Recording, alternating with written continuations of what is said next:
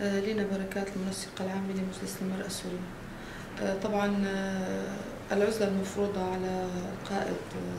عبد الله أوجلان من المعروف أسبابه، نتيجة الفكر الذي يملكه ونتيجة الحلول التي قدمها للعديد من القضايا الشائكة والعالقة في المجتمعات وخاصة في منطقة الشرق الأوسط. جعلت الأنظمة الرأسمالية والأنظمة التي تريد للنزاعات والحروب أن تكون مستمرة، جعلتها تشعر وتستشعر بالخطر من وجود هكذا شخص أو إنسان أو مفكر في هذه المنطقة يريد السلام ويريد نشر السلام. لذلك قامت بحبسه وقامت بفرض العزلة عليه، وتركيا هي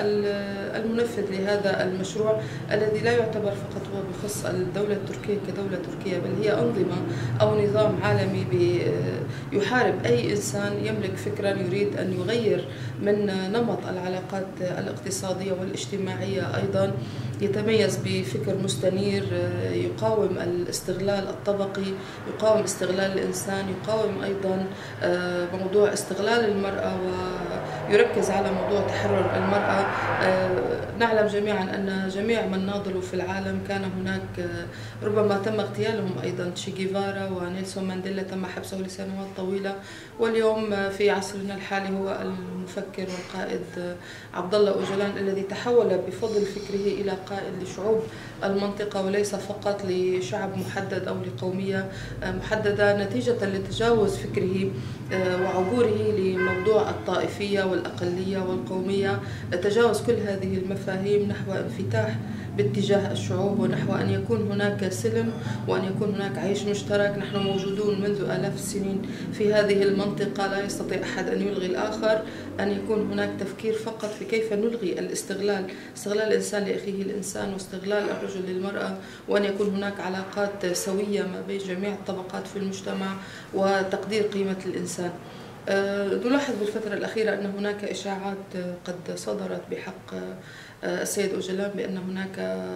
وضعه الصحي ليس بحالة جيدة، وسبقها الكثير من الإشاعات. طبعا هذه الأمور هي أمور مقصودة ونوع من الحرب الخاصة لاستثارة المشاعر ولأيضا بث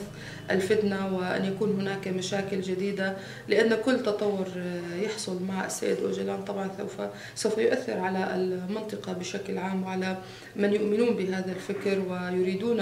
أن يكون هناك حل للمشاكل الموجودة. للأسف المنظمات الدولية والمنظمات الحقوقية الإنسانية وحتى الاتحاد الأوروبي لا يقومون بواجبهم تجاه هذا الشخص الذي بفكره لم يؤذي أحد. هو يريد أن يحل السلام في المنطقة وألا يكون هناك خصومات ونزاعات، وأن يعيش الإنسان في منطقة الشرق الأوسط بخير وسلام ولا يكون هناك أي نوع من أنواع الاستغلال. نطالب اليوم نحن أن يكون هناك لجنة دولية تتدخل في هذا الموضوع، وأن يكون هناك اطمئنان أيضا، ومن حق أهله ومن حق أيضا محاميه ومن حق أيضا من يؤمن بفكره أن يطمئن على صحته وعن حالته الصحية، وأن يكون دائما بخير، وأن يكون هناك تحرك دولي غير مسبوق من أجل حرية القائد أوجلان، لأنها تعني أيضا الكثير وتعني بالنسبة لمن يؤمن بهذا الفكر ولمن يسير على هذا الدرب.